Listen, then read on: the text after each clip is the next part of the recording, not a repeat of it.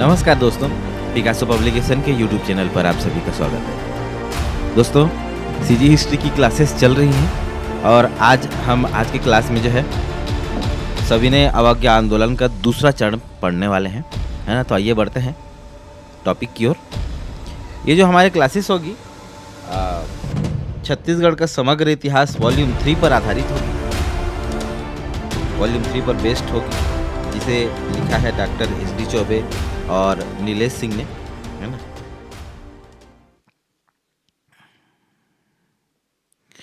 ये जो आप बुक लोग देख रहे हैं, ये बुक आप लोग देख पा रहे होंगे स्क्रीन पर। ये छत्तीसगढ़ कला संस्कृति एवं जनजाति वॉल्यूम 2 की किताब है और इसी से अभी हाल ही में जो व्यापम का एग्ज़ाम हुआ था, Chhattisgarh high court junior judicial assistant का, उसमें एक क्वेश्चन आया था बरसाइत चौका, वो इसी बुक से पूछा गया था, है ना। वो क्वेश्चन जो है इसी बुक में था, है ना। तो आप लोग बुक का महत्व समझ पा रहे होंगे। और ये हमारी छत्तीसगढ़ का समग्र इतिहास वॉल्यूम 3 की किताब है। आगे बढ़ते हैं अपने पहले टॉपिक की ओर। सविनय अवज्ञा आंदोलन का दूसरा चरण जो है 1932 में शुरू हुआ था। सविनय अवज्ञा आंदोलन का घटनाक्रम देखें तो 8 जनवरी 1932 को पंडित रविशंकर शुक्ल की अध्यक्षता में कांग्रेस कार्यकर्ताओं एवं नेताओं की सभा की गई, जिसमें सविनय अवज्ञा आंदोलन के कार्यक्रम को प्रसारित किया गया, है ना। इसी प्रकार से 10 जनवरी 1932 को रायपुर के चांदनी चौक में किसान सभा का अधिवेशन हुआ, जिसमें छत्तीसगढ़ अंचल से लगभग 3,400 किसान भाग लेने आए और इसके अध्यक्ष थे डॉक्टर ठाकुर प्यारेलाल, है ना। 14 जनवरी 1932 को जो है पंडित रविशंकर शुक्ल को आंदोलन संचालित करने के लिए संचालक अर्थात डिक्टेटर नियुक्त किया गया। ये प्रथम डिक्टेटर थे। 15 जनवरी 1932 को जो है यति यतनलाल, क्रांति कुमार भारती, सत्यनारायण दास ग्रामीण अंचल में आंदोलन को उजागरित कर विदेशी वस्तुओं का बहिष्कार करने लगे। आगे बढ़ते हैं। इसी प्रकार से 15 जनवरी 1932 को यति यतनलाल, क्रांति कुमार भारती और सत्यनारायण दास को ग्रामीण अंचल में आंदोलन को जागृत कर विदेशी वस्तुओं का बहिष्कार करने के कारण महासमुंद से गिरफ्तार कर लिया गया। गिरफ्तारी होना शुरू हो गया। 26 जनवरी 1932 को रायपुर के विभिन्न स्थानों पर प्रतिज्ञा दिवस मनाया गया, जिसके कारण मोहम्मद इस्माइल और कौशल चंद्र दास को 27 जनवरी 1932 को गिरफ्तार कर लिया गया। इसी प्रकार 29 जनवरी 1932 का घटनाक्रम देखें तो पंडित रविशंकर शुक्ल द्वारा रायपुर में पेशावर दिवस 29 जनवरी 1932 को मनाया गया। 12 फरवरी 1932 को केतकी बाई रुक्मणी बाई ने कीका बाई के दुकान के सामने विदेशी वस्तुओं के लिए विरोध प्रदर्शन किया। 13 मार्च 1932 को वानर सेना का जुलूस बालक बलिराम के नेतृत्व में निकाला गया। मार्च 1932 में रायपुर स्थित आनंद समाज पुस्तकालय में एक सभा का आयोजन हुआ, जिसके सभापति थे बालक बलिराम आजाद, है ना। तो ये घटनाक्रम हो गया। और ये डिक्टेटर अर्थात डिक्टेटर का मतलब है संचालक, है ना। और ये कार्यक्रम या विशेष जो भी है ना, पंडित रविशंकर शुक्ल जैसे हमने पढ़ा, पेशावर दिवस मनाया गया, प्रथम डिक्टेटर नियुक्त किए गए। शंकर लाल गनौद वाले 30 मार्च 1932 को गिरफ्तार किए गए। पंडित सुंदरलाल शर्मा की बात करें तो 19 अप्रैल 1932 को सत्याग्रहियों बुधराम, घसीराम, ज्वाला प्रसाद, रामलाल के साथ सत्याग्रह करते हुए बंदी बनाए गए, है ना। तो इस प्रकार से जो संचालक है और उनकी गिरफ्तारी जो भी विशेष उनसे रिलेटेड है वो दिया गया है। कांग्रेस स्वयं सेवकों का जुलूस जो है 12 फरवरी 1932 को नरसिंह प्रसाद अग्रवाल के नेतृत्व में निकाला गया था और कांग्रेस के स्वयं सेवकों को उत्तेजित करने के आरोप में जो है गिरफ्तार किया गया था। विदेशी वस्तुओं की दुकान के समक्ष धरना बिलासपुर में फरवरी 1932 में ठाकुर छेदीलाल द्वारा, और इनके सहयोगी थे अवधराम सोनी, मुरलीधर मिश्र, कैलाश चंद्र और कन्हैया लाल। बंदी दिवस 4 अगस्त 32 को मनाया गया, है ना। और एक सभा आयोजित की गई जिसके अध्यक्ष ब्रह्मदेव दुबे थे। सभा के बाद उन्हें जो है गिरफ्तार कर लिया गया। पत्र बम लिफाफा योजना 1932, है ना, कि एक पत्र में जो है फास्फोरस युक्त विस्फोटक भर दिया जाएगा और इसे किसी भी मतलब जो भी ब्रिटिश सरकार के ऊपर के किसी अधिकारी को है जो है भेजा जाएगा। और एक प्रकार से जो है सरकार के ऊपर एक सांकेतिक प्रहार था और इसके नेतृत्व करता थे राम नारायण मिश्र हर्षुल, है ना। दुर्ग में द्वितीय सविनय अवज्ञा आंदोलन की बात करें 1932 में, तो 12 फरवरी 1932 को अशांति एवं उत्तेजना फैलाने के आरोप में नरसिंह प्रसाद अग्रवाल को गिरफ्तार कर लिया गया। 31 दिसंबर 1932 को घनश्याम सिंह गुप्त ने दुर्ग के गांधी चौक पर झंडा फहराया जिसके कारण उन्हें गिरफ्तार कर लिया गया, है ना। ये इसी से रिलेटेड हमने कल क्या पढ़ा था, झंडा सत्याग्रह पढ़ा था, जिसका द्वितीय चरण कहाँ हुआ था, द्वितीय चरण हुआ था बिलासपुर में, है ना। पहला जबलपुर में। छत्तीसगढ़ में गांधी जी का दूसरा यात्रा कब हुआ, 1933। पहला कब हुआ था, 1920 में हुआ था। 1920 में कंडेल नहर सत्याग्रह के समय, है ना, कंडेल नहर सत्याग्रह के समय तिलक फंड जुटाया था, तिलक फंड रेस किया था। उस समय कलकत्ता अधिवेशन के लिए गए थे, पंडित सुंदरलाल शर्मा द्वारा कहना उनके आग्रह पर छत्तीसगढ़ आए, लेकिन उनके आने से पहले जो है सत्याग्रह समाप्त हो चुका था, है ना। द्वितीय सविनय अवज्ञा आंदोलन के दौरान गांधी जी ने हरिजन कल्याण की दृष्टि से समस्त देश में यात्राएं की। अतः हरिजनोत्थान से अभिप्रेरित गांधी जी का छत्तीसगढ़ में द्वितीय प्रवास हुआ। वे 22 जनवरी से 28 जनवरी 1933 ईस्वी तक जो है छत्तीसगढ़ में रुके। ईस्वी का कहना थोड़ा सा स्पष्ट हो जाता है इसीलिए बोल देता हूँ। 22 नवंबर से 28 नवंबर तक, है ना, कितना 6 दिन रुके लगभग। इसका उद्देश्य था हरिजन उद्धार या अछूतोद्धार। उनकी सहयोगी थी मीराबेन, महादेव देसाई उनके पिए थे, ठक्कर बापा और मीराबेन, है ना, तीनों थे। कार्यक्रम कहाँ हुआ था, दुर्ग, रायपुर, धमतरी और बिलासपुर में। और ये जहाँ जहाँ आए थे, है ना, जैसे बिलासपुर का गांधी चौक, वहाँ ये आए थे, वहाँ संबोधित किए थे, इसीलिए वो गांधी चौक का महत्व है। ऐसे ही उसका नाम जो है गांधी चौक नहीं रखा गया है, उस चौक का नाम उनके आने के कारण जो है उनकी याद में ये चौक का नाम रखा गया है। गांधी मीमांसा, रामदयाल तिवारी ने गांधी की इस यात्रा से जो है गांधी मीमांसा नामक पुस्तक लिखी है। गांधी मीमांसा किसने लिखी, रामदयाल तिवारी ने लिखी, याद रखिएगा। घटनाक्रम को समझते हैं। 22 नवंबर को गांधी जी का सर्वप्रथम आगमन दुर्ग में हुआ। दुर्ग में एक विशाल सभा को संबोधित किए, है ना, मोतीलाल बावली परिसर में। गांधी जी घनश्याम सिंह गुप्त के निवास पर ठहरे थे। घनश्याम सिंह गुप्त दुर्ग के बड़े नेता थे उस समय के, है ना। 22 नवंबर 1933 दुर्ग से सीधे रात 9 बजे आमापारा स्कूल से जुलूस के रूप में बूढ़ापारा स्थित पंडित रविशंकर शुक्ल के निवास पहुंचे, है ना। अब जहाँ जहाँ के मेन नेता है वहाँ वहाँ पहुंचेंगे, है ना। और अभी ये आमापारा स्कूल क्या है, आर.डी. तिवारी स्कूल है।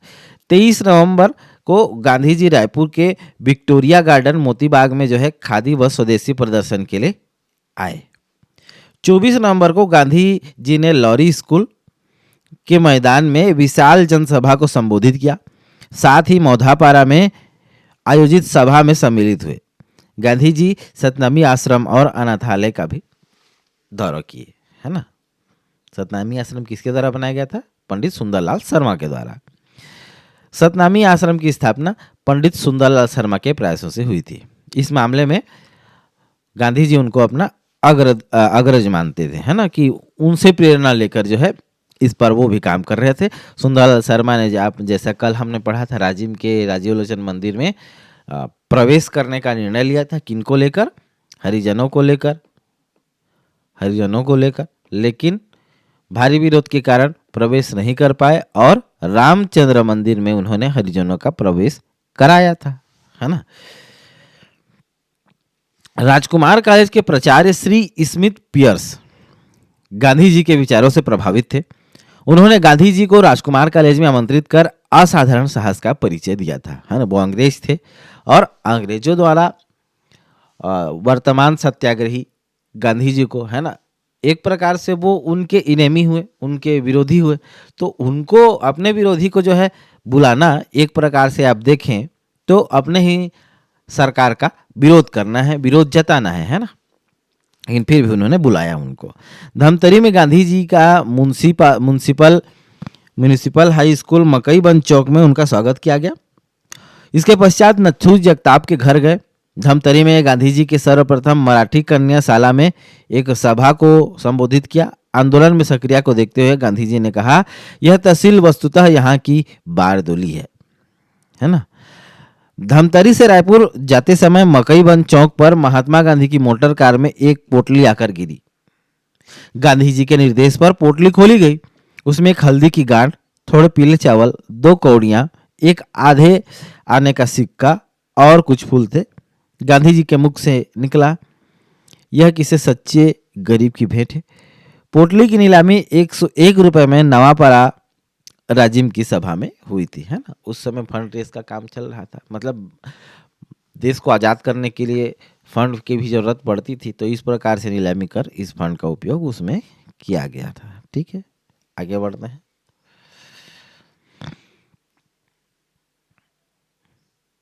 26 नवंबर गांधी जी बिलासपुर के कुंज बिहारी अग्निहोत्री के यहाँ रुके थे और यहाँ हरिजन फंड के लिए 2000 रुपए की थैली भेंट की गई थी। 27 नवंबर गांधी जी डुमर तरई माना आभानपुर भोथीडी मरौद व कुरुद होते हुए धमतरी गए, पहले जहाँ गए थे। 28 नवंबर को गांधी जी रायपुर से गोंदिया होते हुए बालाघाट चले गए, है ना। हरिजन, पिछले बार तिलक फंड, इस बार हरिजन फंड 74,000 की राशि प्राप्त हुई, जो महाकौशल के संपूर्ण जिलों में सर्वाधिक राशि थी, है ना। ये कहाँ से प्राप्त हुई थी? 74,000 की राशि रायपुर जिले से अकेले।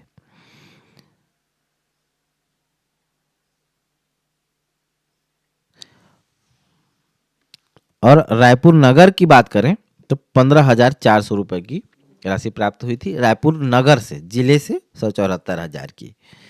हरिजन सेवा संघ, है ना, इसके अध्यक्ष थे घनश्याम सिंह गुप्त, उपाध्यक्ष थे रत्नाकर झा, ये इसके सदस्य हैं, है ना।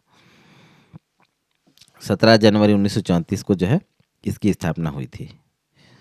डॉक्टर राजेंद्र प्रसाद की छत्तीसगढ़ यात्रा। डॉक्टर राजेंद्र प्रसाद हमारे देश के पहले राष्ट्रपति हुए हैं, है ना। कब हुई थी? दिसंबर 1935 में। जवाहरलाल नेहरू का छत्तीसगढ़ आगमन कब हुआ था? 1936 में। आगे बढ़ते हैं। 1936 से लेकर 39 तक के घटनाक्रमों को समझते हैं। गजाधर साव द्वारा नेहरू जी की कार को रोका जाना 1936 में। गजाधर साव कहने से कहाँ से बिलोंग करते हैं? मुंगेली से बिलोंग करते हैं, है ना। बार बार रिपीट हो रहा है ये चीज़ें, तो ये आप दिमाग में बैठाते चलिए, क्योंकि आपको क्वेश्चन सीधे तौर पर नहीं पूछे जा सकते हैं, कभी कभी से इनडायरेक्टली रूप से पूछे जाते हैं। जैसे मुंगेली से कौन है, बिलासपुर से कौन है, दुर्ग से कौन है, इस प्रकार से इनडायरेक्ट सवाल जो है परीक्षा में पूछे जाते हैं। जैसे कि हालिया पेपर में आप लोगों ने देखा, ये 4 जनवरी वाला, मतलब परसों वाला पेपर में पृथ्वीदेव द्वितीय का जो क्वेश्चन पूछा गया था, सीधे तौर पे नहीं था, लेकिन बुक में वो लिखा हुआ है ना। हमारी ही किताब में है, छत्तीसगढ़ का समग्र इतिहास वॉल्यूम 3 पर। यदि आप लोग पढ़े होंगे तो क्वेश्चन बना भी होगा आपका, है ना। बस्तर में स्वतंत्रता का उद्घोष 1937 में। माध्यम था प्रतीकात्मक साहित्य की रचना के माध्यम से। रचनाकार गणेश प्रसाद सामंत थे, जगदलपुर के निवासी। रचना इन्होंने देवी पाठ काव्य को इधर उधर गोली चले के तर्ज पर लिखा था। ठीक है। खैरागढ़ में सेवा दल का गठन 1938 में, और इसके प्रमुख कार्यकर्ता थे पदुमलाल, पुन्नालाल बख्शी, वाजिद अली और सुखराम।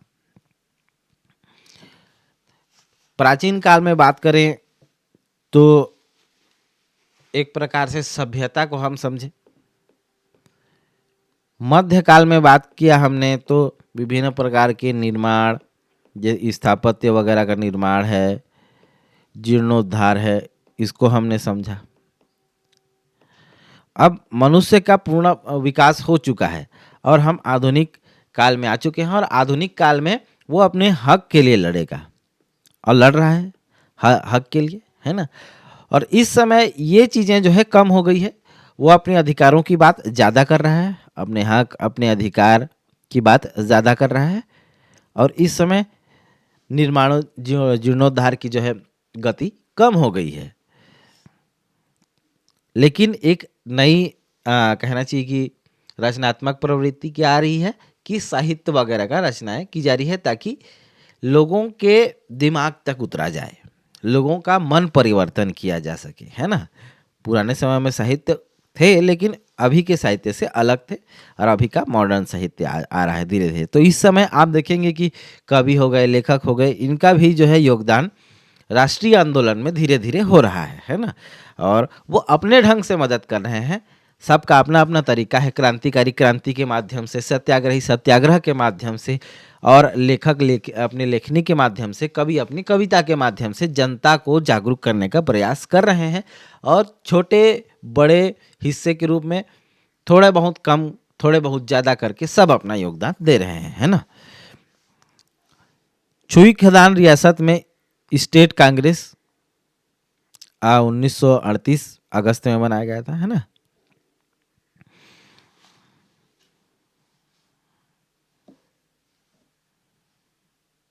प्रांतीय विधानसभा का चुनाव कब हुआ था? 1937 में।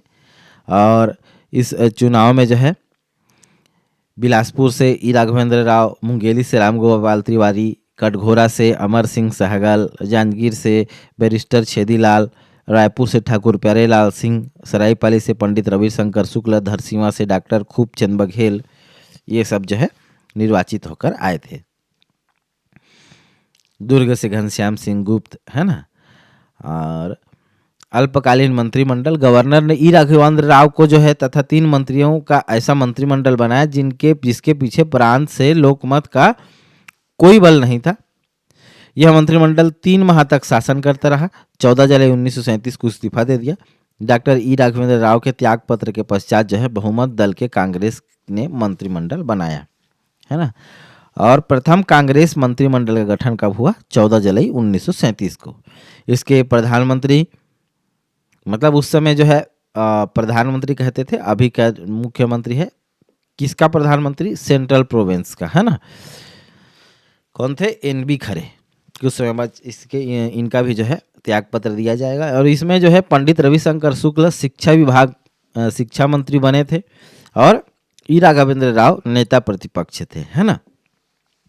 शिक्षा विभाग के जब वो मंत्री बने पंडित रविशंकर शुक्ल, तो उन्होंने विद्या मंदिर योजना चलाई 1937 में।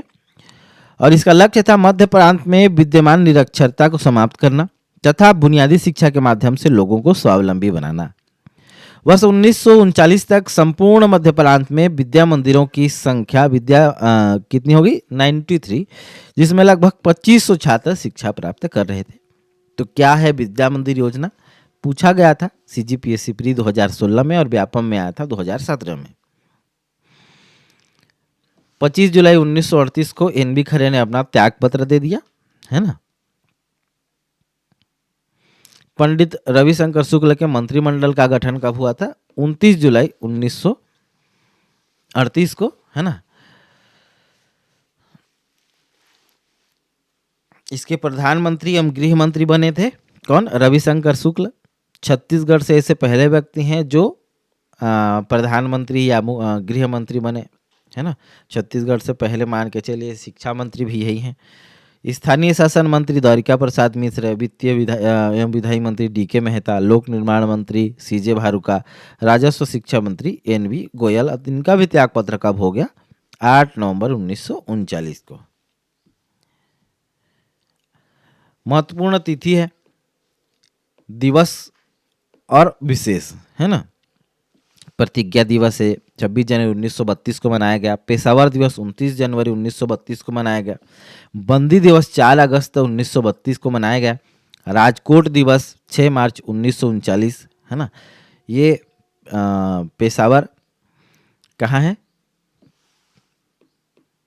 पेशावर एक जगह का नाम है और वहाँ पुलिस की बर्बरता के कारण जो है इस विरोध में इस दिवस को मनाया गया, पेशावर दिवस। उसी प्रकार से राजकोट दिवस भी मनाया गया, है ना। और बंगाल राजबंदी दिवस, गांधी जयंती समारोह 2 अक्टूबर 1939 को, युद्ध विरोधी दिवस 12 नवंबर 1939 को। अब धीरे धीरे क्या कहना चाहिए कि उसका टाइम आ रहा है, द्वितीय विश्व युद्ध का समय आ रहा है, जब अंग्रेज बिना पूछे भारतीयों को द्वितीय विश्व युद्ध में कुदा दिए, है ना। व्यक्तिगत सत्याग्रह 1940 में हुआ था और सबसे पहले व्यक्तिगत सत्याग्रही बने थे, राष्ट्रीय परिप्रेक्ष्य की बात करें तो विनोबा भावे बने थे। द्वितीय सत्याग्रही पंडित जवाहरलाल नेहरू को जो है मनोनीत किया गया था, किसके द्वारा?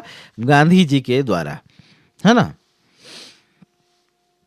दुर्ग से व्यक्तिगत सत्याग्रह, दुर्ग से एक्टिव नेता घनश्याम सिंह गुप्त बने थे, है ना। और इन्होंने सत्याग्रह प्रचार समिति गठित की। रत्नाकर झा भी वही तामस्कर इसके सदस्य थे। अब विभिन्न जगहों में व्यक्तिगत सत्याग्रहों की बात करें तो बिलासपुर में व्यक्तिगत सत्याग्रह भी प्रारंभ हुआ। इसके नेतृत्व करता थे ठाकुर छेदीलाल, भुवन भास्कर सिंह और राम गोपाल तिवारी। 11 नवंबर 1940 को अमर सिंह सहगल ने बिलासपुर के सार्वजनिक सभा में युद्ध विरोधी भाषण दिया, जिसके कारण उनको जो है गिरफ्तार कर लिया गया था। रायपुर में व्यक्तिगत सत्याग्रही पंडित रविशंकर शुक्ल थे और पंडित रविशंकर शुक्ल ने 21 नवंबर 1939 को माना से व्यक्तिगत सत्याग्रह आंदोलन का प्रारंभ किया। यतियतनलाल जैन ने रायपुर में लोगों का व्यक्तिगत सत्याग्रह के लिए लोगों को जो है प्रेरित किया, जागरूक किया। पंडित रविशंकर शुक्ल इस सत्याग्रह का छत्तीसगढ़ में प्रथम सत्याग्रही माने जाते हैं। देश के स्तर पर कौन थे? पहले थे विनोबा भावे, प्रथम सत्याग्रही विनोबा भावे। छत्तीसगढ़ की परिप्रेक्ष्य में बात करें तो पंडित रविशंकर शुक्ल जो है पहले व्यक्तिगत सत्याग्रही थे।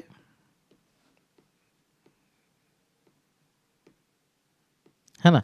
ये विरोध का अलग अलग तरीका है, उनमें से एक तरीका है कि हम सामूहिक विरोध ना करके व्यक्तिगत रूप से विरोध करेंगे और हम एक एक व्यक्तित्व को लेकर, जैसे जो जहाँ जहाँ के मुख्य नेता हैं या एक्टिविस्ट हैं, कार्यकर्ता हैं, उन्होंने अपने स्तर पर जो है विरोध प्रदर्शन किया। जैसे राष्ट्रीय स्तर पर विनोबा भावे और छत्तीसगढ़ के स्तर पर जो है पंडित रविशंकर शुक्ल पहले व्यक्तिगत सत्याग्रही माने जाते हैं। धमतरी से छोटेलाल श्रीवास्तव है ना। रायपुर, बिलासपुर, दुर्ग से हमने तो पढ़ ही लिया। छत्तीसगढ़ में भारत छोड़ो आंदोलन, है ना। भारत छोड़ो आंदोलन 1942 में शुरू हुआ था।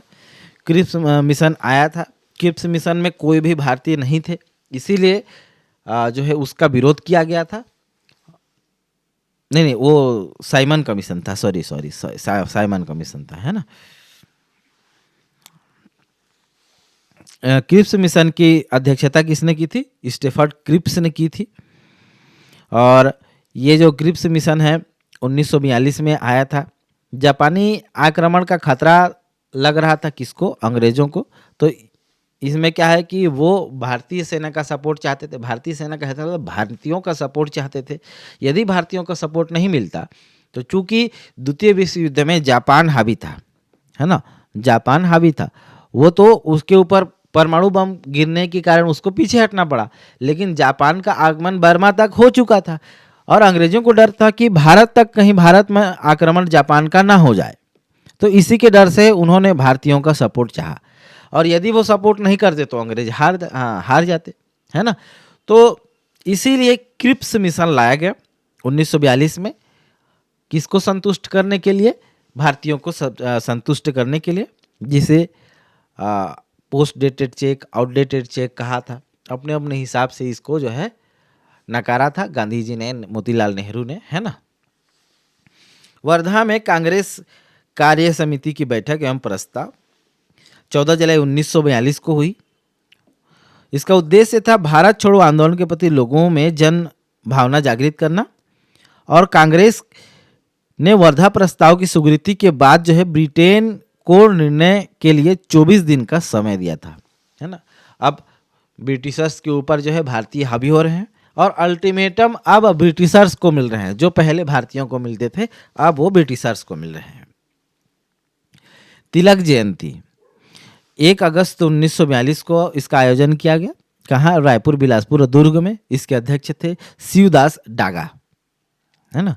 भारत छोड़ो प्रस्ताव, इसका प्रस्ताव कहाँ पारित किया गया था? ग्वालियर टैंक, मुंबई में। आयोजन कब हुआ था? 8 अगस्त 1942, है ना। जब ब्रिटिश शासन ने कांग्रेस की एक नहीं सुनी और गांधी जी की मार्मिक अपीलों की भी उपेक्षा कर दी, तब विवश होकर जो है अखिल भारतीय कांग्रेस कमेटी की बैठक मुंबई में बुलानी पड़ी और वहां भारत छोड़ो आंदोलन का प्रस्ताव रखा गया। और इसमें यह हमारे लिए इम्पोर्टेंट छत्तीसगढ़ की दृष्टि से इसलिए हो जाता है क्योंकि इसमें 9 सदस्य जो है छत्तीसगढ़ से शामिल हुए थे। भारत छोड़ो आंदोलन की शुरुआत 9 अगस्त 1942 को, 8 अगस्त को प्रस्ताव पारित हुआ, वो 9 अगस्त को शुरू हुआ। किसके द्वारा किया गया? महात्मा गांधी जी द्वारा। नारा दिया गया अंग्रेजों भारत छोड़ो और करो या मरो का मंत्र जो है इस आंदोलन में दिया गया। भारत स्वतंत्रता संग्राम सेनानी दुर्गा प्रसाद गुप्ता ने लिखा है, 9 अगस्त 1942 को कांग्रेस के नेताओं को नजरबंद किए जाने के कारण सन 1942 का आंदोलन स्वतः स्फूर्त आंदोलन बन गया, है ना। कांग्रेस उस समय की प्रमुख पार्टी थी और उनसे बार बार उनको गिरफ्तार करना, नजरबंद वगैरह करना है जो, इससे कहना चाहिए कि विरोध की एक असंतोष की स्थिति उत्पन्न हुई और जो कि आंदोलन के रूप में परिणत हो गया, है ना, परिवर्तित हो गई। मध्य प्रांत के नेताओं की गिरफ्तारी हो गई। उस समय छत्तीसगढ़ सेंट्रल प्रोविंस का हिस्सा हुआ करता था, है ना। और छत्तीसगढ़ से पंडित रविशंकर शुक्ल, द्वारिका प्रसाद मिश्र, ठाकुर छतीलाल महंत, लक्ष्मी नारायण दास, यतीय तनलाल, शिवदास डागा, नारायण राव जी, दुर्ग शंकर मेहता, घनश्याम सिंह गुप्त, है ना, श्री नारायण राव मेघावाले, डीएस मेहता, खूबचंद बघेल, कुंज बिहारी अग्निहोत्री, इन सब की जो है गिरफ्तारी हुई।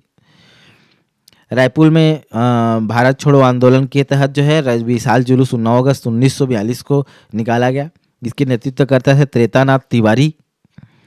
सम्मेलन हुआ था गांधी चौक में और इस जुलूस में राष्ट्रीय विद्यालय से अंग्रेजों भारत छोड़ो, इंकलाब जिंदाबाद, महात्मा गांधी जी की जय, भारत माता की जय आदि नारों से जुलूस निकाला। और इस जुलूस में लगभग 20,000 लोग शामिल थे, जिसमें मजदूर, विद्यार्थी, सत्याग्रही, सभी प्रकार के जो है प्रोफेशन के लोग शामिल हुए थे। मतलब आंदोलन व्यापक था, है ना। जुलूस व्यापक तरीके से इसमें व्यक्तियों का शामिल होना तय किया, मतलब देखा गया था। लगभग 20,000 लोग थे। और जैसे ही जुलूस केकाली अस्पताल के पास पहुंची, वैसे ही रिजर्व फोर्स द्वारा 12 व्यक्तियों को गिरफ्तार कर लिया गया, है ना। और जुलूस के नियंत्रण की बात करें तो अंग्रेजों की साइड से कमल नारायण शर्मा, जय नारायण पांडे, रणवीर सिंह शास्त्री और आर के पाटिल, जो उस समय के डिप्टी कमिश्नर थे, जुलूस का नियंत्रण इन्होंने किया था। रायपुर में विद्यार्थी जुलूस 10 अगस्त 1942 को नेतृत्व करता थे रणवीर सिंह शास्त्री और इसमें छात्र थे हाई स्कूल एवं छत्तीसगढ़ कॉलेज के विद्यार्थियों ने जो है हड़ताल की थी। गिरफ्तारी भी हुई, है ना। रायपुर में तिरंगा झंडा फहराया गया, किसके द्वारा? श्री रामकृष्ण सिंह ठाकुर के द्वारा, है ना। नागपुर हाई कोर्ट भवन में तिरंगा फहराया गया 9 सितंबर 1942 को रामकृष्ण सिंह ठाकुर के द्वारा ही, है ना।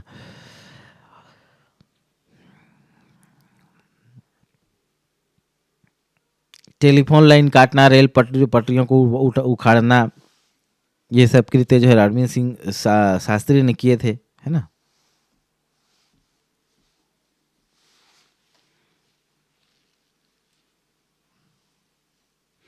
रायपुर डायनामाइट केस, इसके बारे में पढ़ लेते हैं।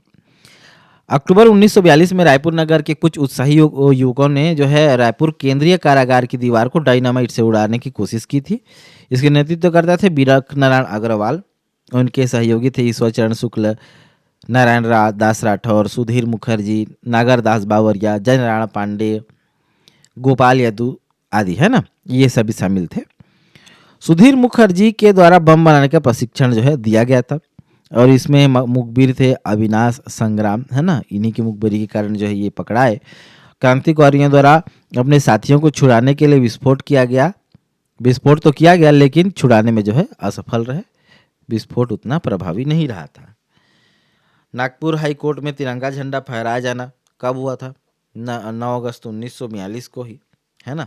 और इसमें भी कौन मुख्य कार्यकर्ता थे? ठाकुर रामकृष्ण सिंह।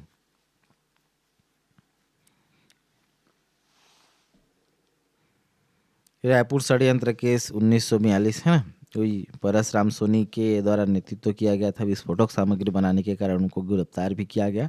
शिवनंदन प्रसाद, इसमें उन्होंने जो है मुखमरी कर इनको पकड़ा दिया था। किनको? परसराम सोनी, रणवीर सिंह शास्त्री, इन सभी का, है ना। परसराम सोनी को छत्तीसगढ़ का भगत सिंह भी कहा जाता है, याद रखिएगा। लेटर बॉक्स जलाना। कहाँ? रायपुर में। ईश्वर चरण शुक्ल।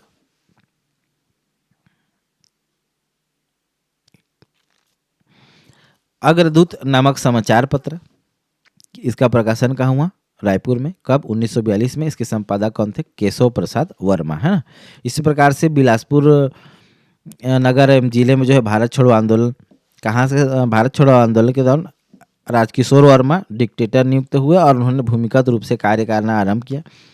गांधी चौक में विशाल जनसभा आयोजन की गई। इसके नेतृत्व करते थे हरिनारायण वाजपेयी और लगभग 15,000 लोग यहाँ पर उपस्थित थे। बाद में इनकी गिरफ्तारी भी हुई। 10 अगस्त 1942 को भी गिरफ्तारी इनकी, ये सब नेता गिरफ्तार हुए, है ना। बिलासपुर में तिरंगा झंडा 22 अक्टूबर 1942 को, किसके द्वारा? जगोह बाग के द्वारा। दुर्ग, इसी प्रकार से दुर्ग में भी भारत छोड़ो आंदोलन चला। पाटन में भी विलास जुलूस निकाला गया रामदेव आचार्य के नेतृत्व में। और अन्य स्थानों में भारत छोड़ो आंदोलन की बात करें तो बेमेतरा में, बलौदा बाजार में, शिवरी नारायण में भारत छोड़ो आंदोलन। शिवरी नारायण में पंडित कपिल नाथ मिश्र, है ना, इनके नाम पर एक कपिल नगर है। कहाँ? बिलासपुर में। जांजगीर में भी भारत छोड़ो आंदोलन, किसके द्वारा? अवृद्ध निवासी योग निधि के द्वारा। लाल सेना के कार्यकर्ता को आश्रय देना, किसके द्वारा दिया गया था? पंडित रामेश्वर प्रसाद अवस्थी के द्वारा दिया गया था, है ना। नवागढ़ में इसी प्रकार से जो है श्री विश्वनाथ यादव द्वारा, तामस्कर द्वारा, BY तामस्कर जिनको कहते हैं, है ना, इनके द्वारा विरोध प्रदर्शन किया गया, विरोध किया गया। छत्तीसगढ़ की रियासतों में 1942 की अगस्त क्रांति, है ना, अगस्त क्रांति, अब इसको मान के चले व्यापक तौर पे चल रहा था भारत छोड़ो आंदोलन, तो ये अगस्त में शुरू हुआ था, इसीलिए इसको अगस्त क्रांति भी कहा जाता है। और उस समय छत्तीसगढ़ में 14 सामंती रियासतें थी, जिनमें जो है करो या मरो आंदोलन का प्रभाव पड़ा था। और इन्होंने अपना अपना विरोध प्रदर्शन किया। जैसे रायगढ़ रियासत में बात करें तो पंडित किशोर मोहन त्रिपाठी, इनके सहयोगी हरिचरण साव, गणपत श्रीवास टाउन हॉल में, इन्होंने जो है टाउन हॉल में तिरंगा झंडा फहराया। रायगढ़, सारंगढ़, राजनांदगांव, इस प्रकार से है ना, प्रमुख रियासत हैं और इनके विद्रोही, है ना, मतलब नेतृत्वकर्ता कहें, विद्रोही क्या कहेंगे। भारत छोड़ो आंदोलन के दौरान जो है गिरफ्तार नेताओं की बात करें तो पंडित रविशंकर शुक्ल को मलकानपुर से गिरफ्तार किया गया था। त्रिवेंद्रनाथ तिवारी और याकूब अली को रायपुर से गिरफ्तार किया गया था। अमर सिंह सहगल, हरनारायण वाजपेयी को जो है बिलासपुर से गिरफ्तार किया गया था। रघुनंदन प्रसाद सिंगरौल, लक्ष्मण सिंह देशमुख को दुर्ग से गिरफ्तार किया गया था। VY तामस्कर को बेमेतरा से, और रामकृष्ण ठाकुर, वल्लभ दासगुप्ता को नागपुर से जो है गिरफ्तार किया गया था। कब? भारत छोड़ो आंदोलन के दौरान, है ना। ये क्वेश्चन का इंपॉर्टेंस देख सकते हैं आप लोग, CGPSC में ये सब पूछे जा चुके हैं, है ना। और 1-2 क्लासेस और होंगी, उसके बाद फिर CG हिस्ट्री का जो पोर्शन हमारा है वो खत्म हो जाएगा। आज के लिए बस इतना ही। कल फिर मिलेंगे एक नए टॉपिक के साथ CG हिस्ट्री के मॉडर्न हिस्ट्री में। तो कल फिर मिलेंगे, तब तक के लिए good bye. Thank you for listening me. This is Sanjay Patel. Have a nice day.